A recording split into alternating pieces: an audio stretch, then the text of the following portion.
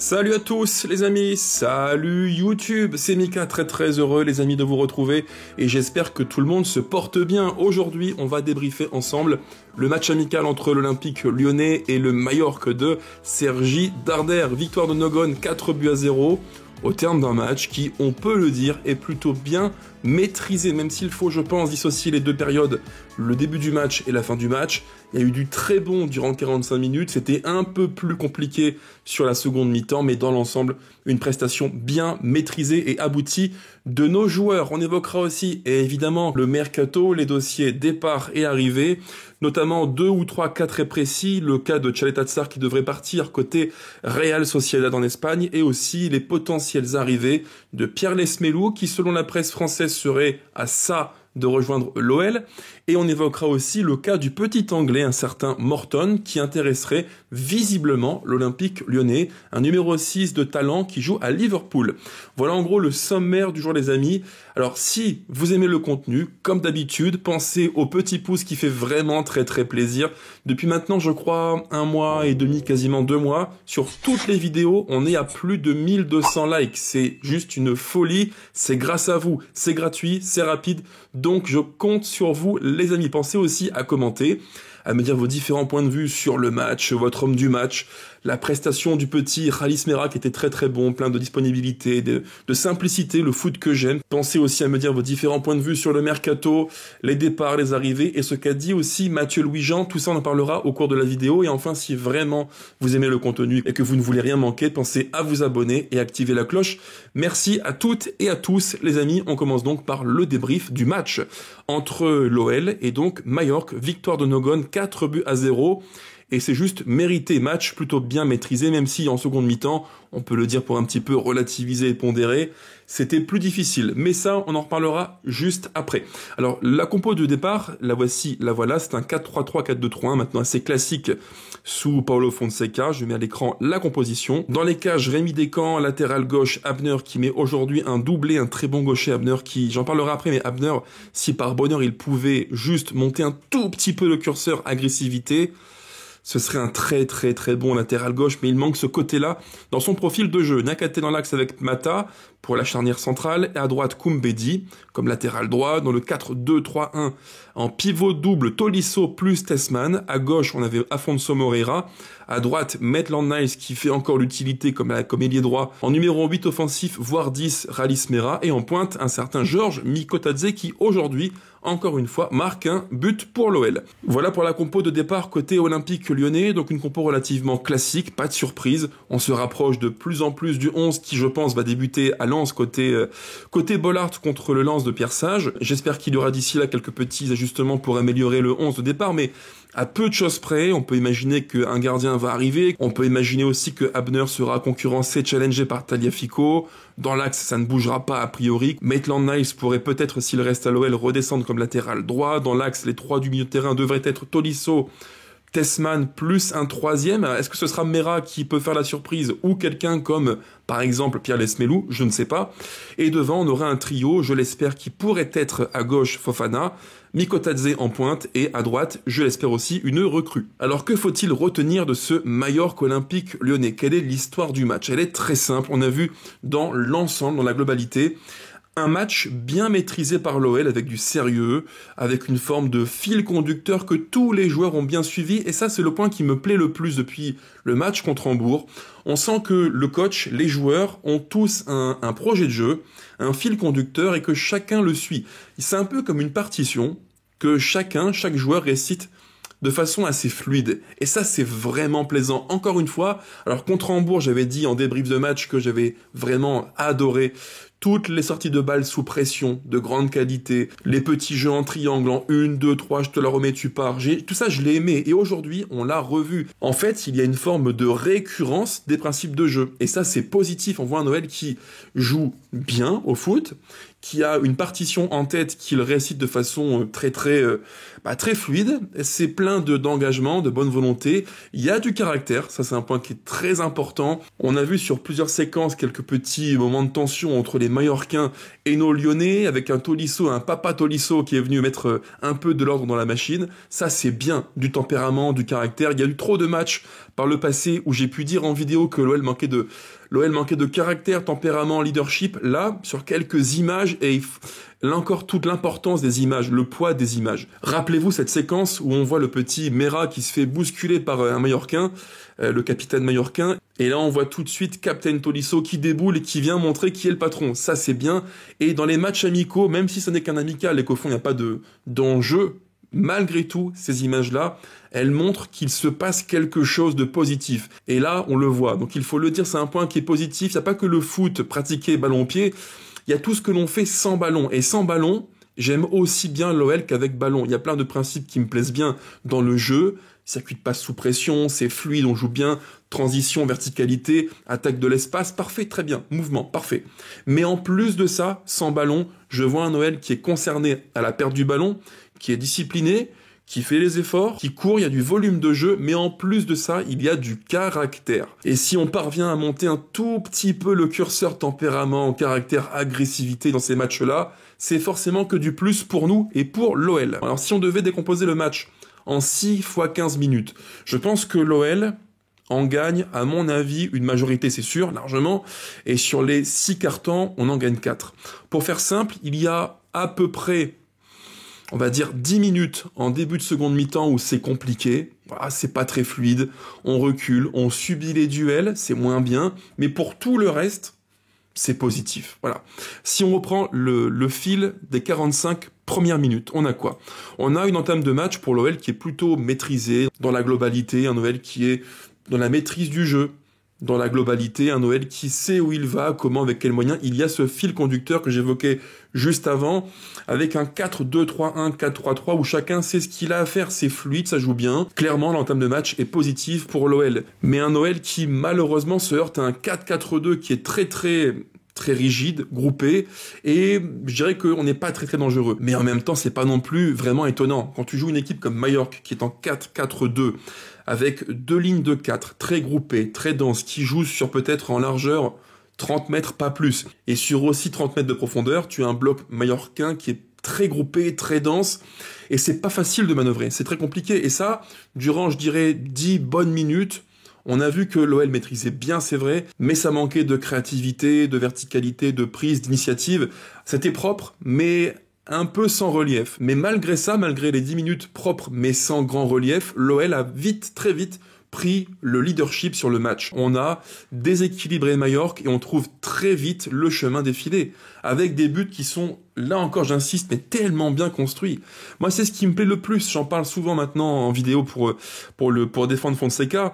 Je n'ai pas aimé ce qu'il a fait l'an passé, je n'ai pas aimé sa fin de saison où il a un peu bazardé les matchs contre Saint-Etienne, contre Manchester, contre Monaco, ces matchs où on perd des points bêtement, où on se fait sortir bêtement, je trouve. Mais malgré ça, il y a un point qui est très positif dans le jeu, et il faut le dire, sous Fonseca, une vraie amélioration, c'est la faculté qu'a l'OL à sortir sous pression. J'en ai parlé longtemps dans le débrief contre Hambourg, mais là, je le répète encore une fois, les phases de jeu où sous pression, on ressort proprement avec un Niakhaté qui, il faut le dire aussi, par son pied gauche, trouve des passes qui sont verticales et peut casser une ligne. Et ce que je vous dis là, ces fameuses séquences de jeu où l'OL sort sous pression avec beaucoup de qualité. On l'a vu tout d'abord vers la 12e minute de jeu, une séquence magnifique où là encore on est en bloc bas et sur une passe ou deux verticales, on casse littéralement en deux le bloc de Mallorca. Tolisso, projection, et même si l'action ne va pas au bout, l'intention est là. En projection, en verticalité, sous pression, l'OL joue très très bien. Parce que c'est un point qui est fondamental. Pourquoi l'OL sort bien les ballons? Il faut aussi l'expliquer. C'est que bien souvent, on a un peu tendance à réduire le jeu sous pression par « il faut bien relancer les ballons, il faut avoir un bon pied ». Alors oui, c'est sûr, si tu as un bon pied, c'est quand même plus simple pour trouver sur une passe bien sentie le décalage et créer l'espace, évidemment. Je n'apprends rien à personne. Mais le jeu sous pression, ce n'est pas que ça. C'est pas que ça. Parce que un bon relanceur qui a un top pied gauche, un top pied droit, si devant lui, il n'y a pas de solution, il ne pourra rien faire. Il pourra rien faire. Là, ce qui est bien sous Fonseca avec l'OL, c'est qu'on a non seulement de bonnes passes depuis derrière, de bonnes relances verticales qui cassent des lignes, soit vers un central qui écarte le jeu, Niakhaté, Mata, soit vers un latéral Koumbedi, Abner qui va soit prendre l'espace ou rentrer dans l'axe, soit toucher un milieu de terrain qui vient décrocher. Il y a tellement d'options possibles, ça c'est positif. Mais c'est pas que ça. Il y a aussi tout le mouvement qu'il y a autour, parce que pour bien relancer un ballon, pour être propre à la relance sous pression, il faut qu'il y ait les conditions de la relance. Et ça, on le fait très bien. Il y a tellement de séquences de jeu, comme je vous l'ai dit, où l'OL sort bien parce qu'il y a beaucoup de mouvements. Et les uns bougent bien par rapport aux autres. Ça sert à ça, le mouvement, c'est comme une symphonie. Quand tu bouges bien par rapport à ton collègue, tu crées les conditions de la bonne passe, de la bonne relance. Et ça, faut le dire, après Hambourg et Majorque, on le fait vraiment très très bien. C'est un petit peu le festival des bonnes sorties de balles sous pression. Ça me plaît beaucoup. C'est le point, je pense, le plus positif des deux matchs qu'on a vus contre Hambourg et Majorque. Et vraiment, c'est un axe qui montre que l'OL progresse bien et depuis 6 mois assimile bien ses principes de jeu.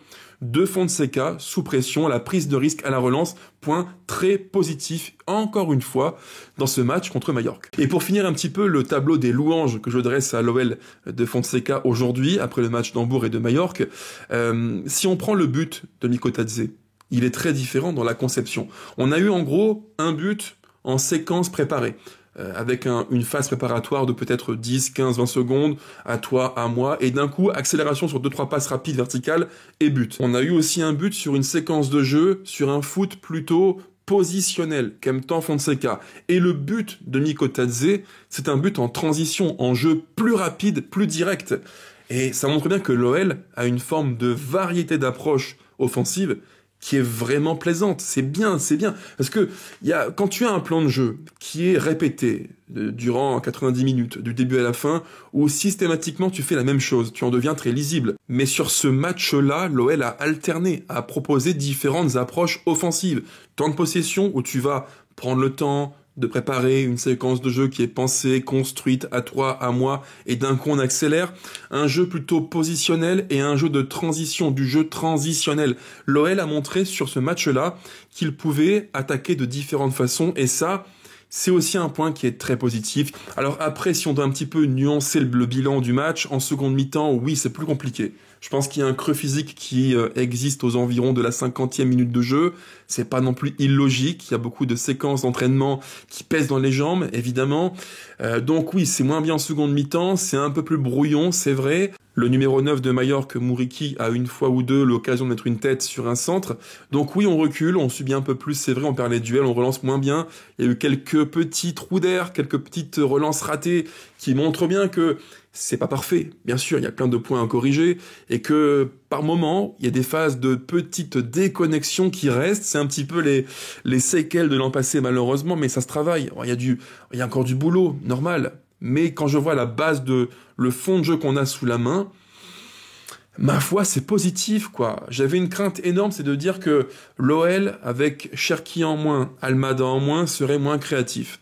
Malgré ça, je pense qu'on est en train de combler la perte de créativité par une proposition collective plus aboutie.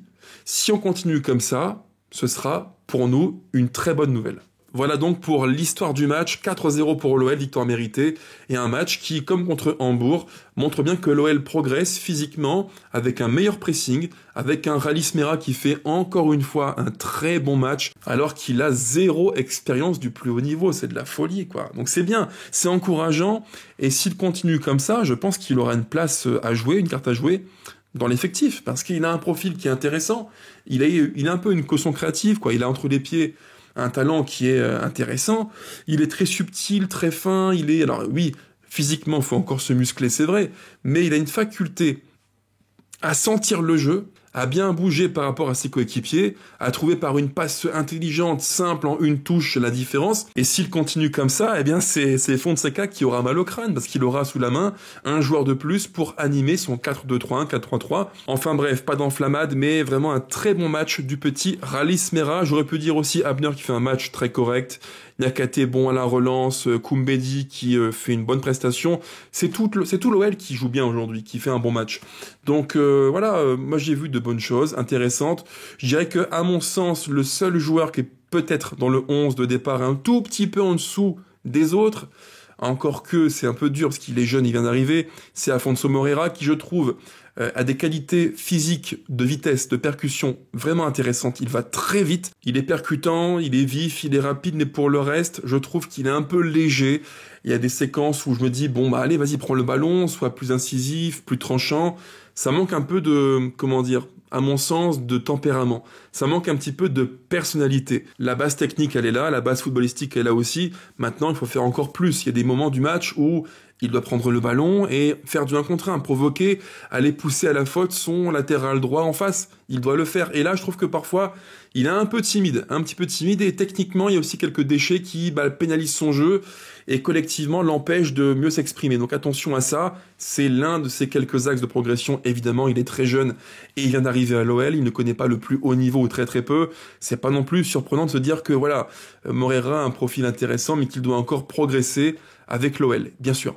Enfin bref, ce coup-ci, je referme définitivement la parenthèse débrief de match. On passe à la suite, on passe au mercato, rapidement, très très vite, on parle de Txalet Atzar, qui devrait, selon l'équipe, partir du côté de la Real Sociedad en Espagne. Donc plutôt pour lui une bonne affaire, parce que il a très peu joué chez nous l'an passé, très peu de temps de jeu, et que la Real s'intéresse à lui, ma foi, c'est quand même positif. Il a des qualités qui sont des qualités de 1 contre 1, défensif, puissant, il est rude dans l'engagement, douillet, mais alors sans mauvais jeu de mots, douillet, vous l'aurez tous compris. On est encore une fois typiquement sur un transfert qui pourrait arranger tout le monde, parce que le joueur à l'OL a peu de temps de jeu, quasiment pas, parce que devant lui il y a Mata, Niakate et Kluivert, voire Barisic, donc peu de temps de jeu. Il a un gros salaire, pour l'OL c'est positif de le faire partir en prêt, parce que c'est un prêt, j'ai oublié de le dire, c'est un prêt avec une option d'achat de 3 millions, entre 3 et 4 millions d'euros, donc on n'est pas sur une vente mais sur un prêt pour le joueur croate. Donc pour l'OL c'est plutôt pas mal, on va libérer un gros salaire à je crois quasiment 250 000 euros, c'est beaucoup. Si on l'étale sur une année pleine, ça fait à peu près socialement chargé, on doit être sur du 3 millions, 3,5 je pense, donc c'est quand même pas rien pour l'OL. Donc voilà, pour l'OL c'est un bon signal, un départ qui va libérer de la masse salariale et qui devrait logiquement permettre d'engager un milieu de terrain, je pense, Pierre Lesmelou coucou. Pour lui c'est un bon deal, il va dans un club qui est important en Espagne. Voilà, donc pour tout le monde, c'est un point qui est un deal qui est gagnant-gagnant. Donc pour moi, c'est logique que le joueur parte côté Real Sociedad. Maintenant, on passe au cas suivant. C'est le dossier d'un petit Anglais, un certain Morton, qui joue à Liverpool, que les fans de Liverpool ont découvert principalement durant la pré-saison. Profil de numéro 6 qui joue relativement bas pour sous pression, sortir les ballons. C'est pas un énorme gabarit, mais beaucoup de volume de jeu, de course, des efforts. Il a plutôt un bon pied, et sous pression, on me dit qu'il est plutôt intéressant. Donc pour moi, c'est un transfert qui a du sens. Il semblerait que la presse anglaise fasse mention d'un tarif demandé par Liverpool à environ 9 millions d'euros, ce que ne voudrait pas payer, je peux le comprendre, l'OL. Donc bon, on verra, est-ce que le deal se fera ou pas, je n'en sais rien. Moi, techniquement, je ne connais pas le joueur. Je ne vous mentirai pas à ce niveau-là, je ne l'ai pas assez vu jouer. Des bouts de match, mais des bouts de match en pré-saison là avec Liverpool, pour moi, c'est pas assez pour délivrer une analyse complète du joueur, donc ça, j'oublie. Mais sur le papier, il a un profil technique qui est intéressant. Numéro 6 qui pourrait venir sous pression, soulager l'OL. Maintenant, moi, ma grande remarque, c'est est-ce que pour nous, à l'instant T, c'est le profil qui est le plus prioritaire ? Moi, je pense qu'il faut avant tout un profil dans le cœur du jeu qui a beaucoup de volume de jeu. Est-ce que la cellule sportive se dit que ce profil-là, que moi je demande, qui a du volume de jeu, des courses, pressing, c'est Pierre Lesmelou? Peut-être. Et d'ailleurs, puisque j'en parle de Pierre Lesmelou, venons-en au sujet, il semblerait que la presse française explique qu'il est à ça de rejoindre l'OL. Apparemment, les négociations entre Brest et l'OL avancent bien, et l'OL se rapprocherait du montant que demande Brest, à savoir 7 millions d'euros. On parle d'une formule à 6 plus 1 de bonus qui serait apparemment difficilement atteignable. Donc, entre 6 et 7 pour Pierre Lesmelou, qui a quasiment 32 ans. Alors, pour moi, c'est un bon joueur de foot. Je le maintiens, c'est un bon joueur de foot, techniquement très sûr, très fiable. Beau volume de jeu, agressivité, parce qu'il a été biberonné au modèle d'Éric Roy à côté Brest, avec l'intensité, les courses et l'agressivité, ça c'est très très bien. Maintenant, est-ce qu'il est le profil parfaitement idoine pour l'OL de maintenant ? Moi j'ai encore un doute. Honnêtement les amis, plutôt que faire un 6 et Pierre Lesmelou, J'aurais préféré 1000 fois qu'on fasse un numéro 8 complet, box-to-box, gros volume de jeu, qui coûterait un peu plus cher, mais qui aurait fait tellement de bien, qui aurait soulagé l'absence de dynamisme de Tessman, de Matic. Pour moi, ça me paraissait important. Maintenant, voilà, c'est comme ça, je ne suis pas à la tête de la cellule sportive, ils font des choix que je peux comprendre, qui ont une logique qui se respecte. On verra bien si l'OL fait Morton plus Pales Melou, ce sera bien. Mais je pense vraiment qu'il aurait fallu un profil plus volumineux, course vers l'avant, un certain Mamadou Doumbia qui joue côté Antwerp. Oui, je milite pour lui, je sais, mais je ne suis pas encore son agent, rassurez-vous. Bref, fin du dossier Mercato, encore que pas tout à fait, puisque maintenant je fais, en troisième thème de la vidéo, écho aux propos de Mathieu Louis-Jean, qui est le directeur sportif officieux de l'OL, et qui a pris la parole sur les ondes d'OL Play pour nous dire ce qu'il pensait et quel était le plan du mercato estival de l'OL. Alors qu'est-ce qu'il faut retenir? Je mets à l'écran un tweet du compte Twitter Gone Back qui reprend les principaux éléments qu'il faut retenir. Alors moi je l'écoutais en live, Mathieu Louis-Jean, ce qu'il a pu nous dire. Je n'en retiens pas grand-chose, pas de surprise, pas d'informations extraordinaires, mais néanmoins quelques éléments qu'il faut évoquer ensemble. Alors qu'est-ce qu'il faut retenir?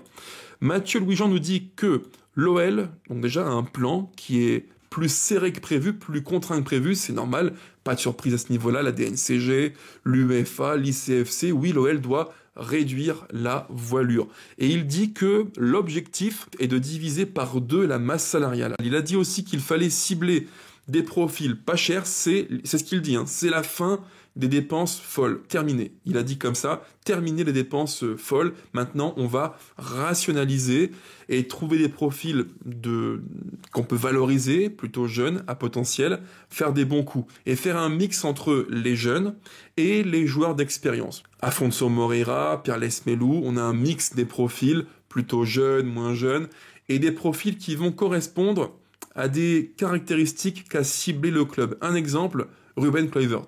Alors, il a peut-être des lacunes qu'on n'a pas encore vues, nous, avec l'OL, mais ce qui est sûr, c'est qu'il avait un profil qui matchait bien avec ce que le coach voulait. En défense centrale, un profil qui est grand, qui est puissant, qui est très rapide, et qui peut, dans son dos, gérer la prise de l'espace par l'attaquant adverse. Et ça, à mon avis, Kluivert colle plutôt bien à la data, aux données qui ont été ciblées.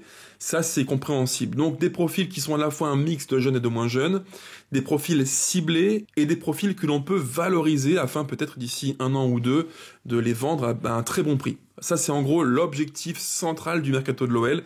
Faire mieux avec moins de moyens, être malin, comme l'a dit Mathieu Louis-Jean. Et il a fini en disant, maintenant, priorité au milieu et à l'attaque. En fait, si je résume, il a dit étape 1, il fallait baisser la masse salariale. Étape 2, vendre quelques éléments qui ont de la valeur, Lucas Perry et Cherki. Il n'a pas cité Fofana, j'insiste bien. Et étape 3, il dit maintenant, il faut cibler des renforts au milieu de terrain et devant, des renforts offensifs. Alors les amis, question que je vous pose, et vous y répondrez bien volontiers en commentaire, est-ce que pour vous, comme pour moi, vous avez compris que Mathieu Louis-Jean ne faisait plus du départ de Malik Fofana une priorité, une nécessité? Et c'est à vous de me le dire en commentaire là maintenant. Voilà en gros les gars ce que je voulais vous dire. Sur ce, portez-vous bien. On se retrouve quand, je ne sais pas encore, on verra bien selon ce que nous réservera l'actu de l'OL. Bref, portez-vous bien. Et allez l'OL, évidemment, plus que jamais. Ciao ciao.